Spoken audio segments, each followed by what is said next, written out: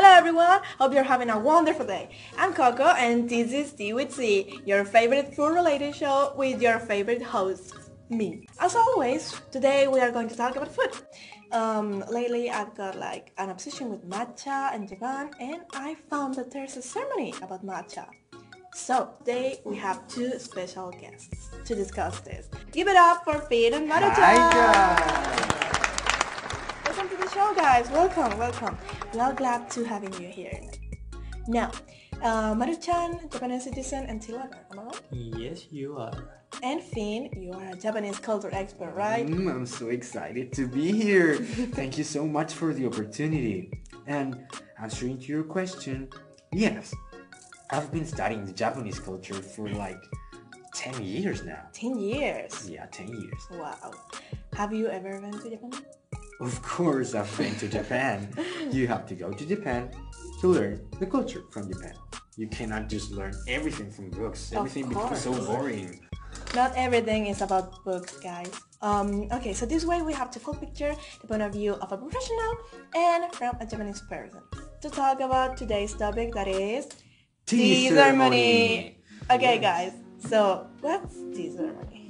Do you mind if I answer that? No, go ahead. Thank We you. love politeness. Japanese politeness. Of course. Okay, so, well, in short words, the tea ceremony is an old tradition from Japan, which is basically a different way of preparing and serving the matcha green tea by giving it a structure and a whole ritual. It is not held in a specific day. It can be whenever the host wants.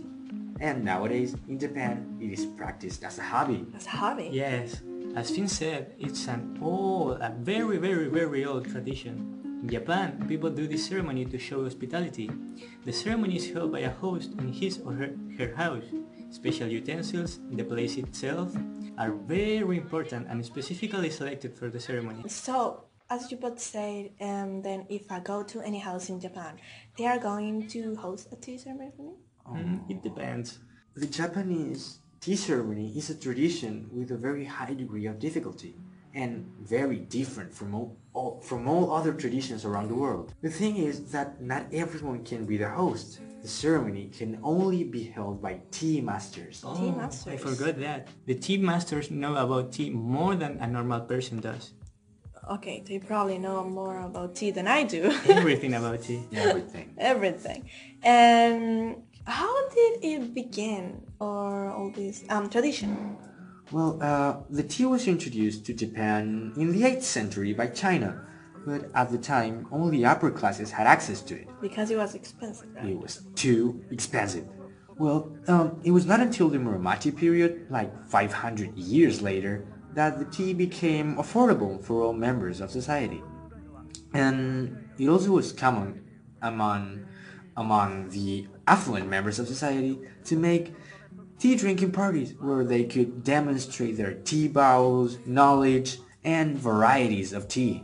Okay, so everything started with a party, right? Yes, but now it's a little bit different, because at the time, tea drinking parties were only held by socially advantaged people. People who could afford tea, right? Yeah, because they had money and resources. Of course. But now everyone can participate in the ceremony.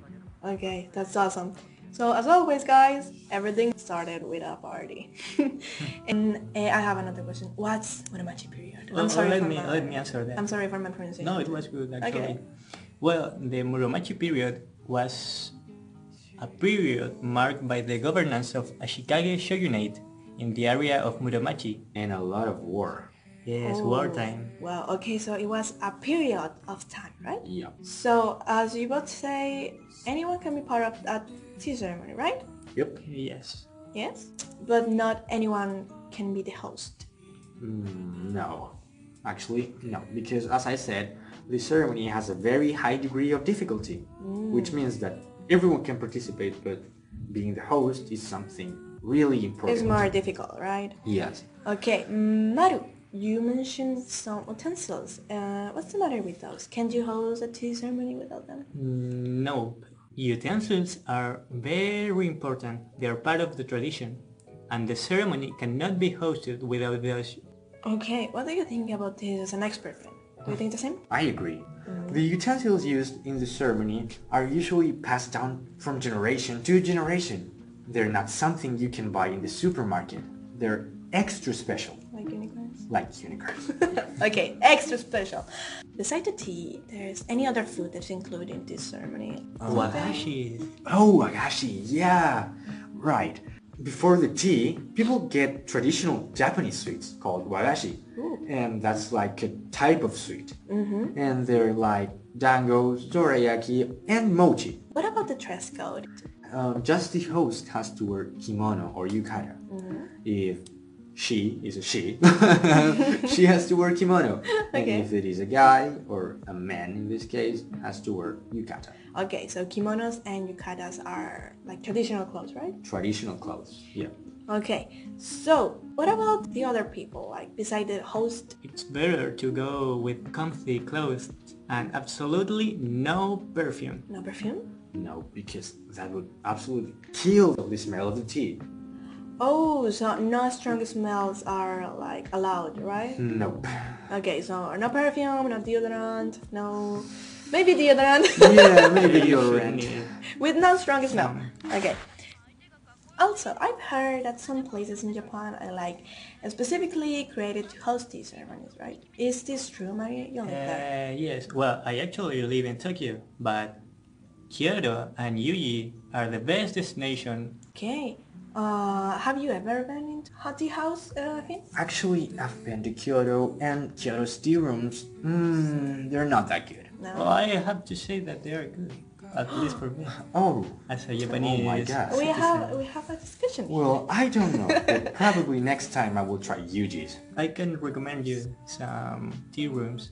Thank you. I will appreciate that. I would love to go too. Okay, so sadly we are running out of time. Oh, But no. we had such a great time, didn't we? Yes, we had a good time.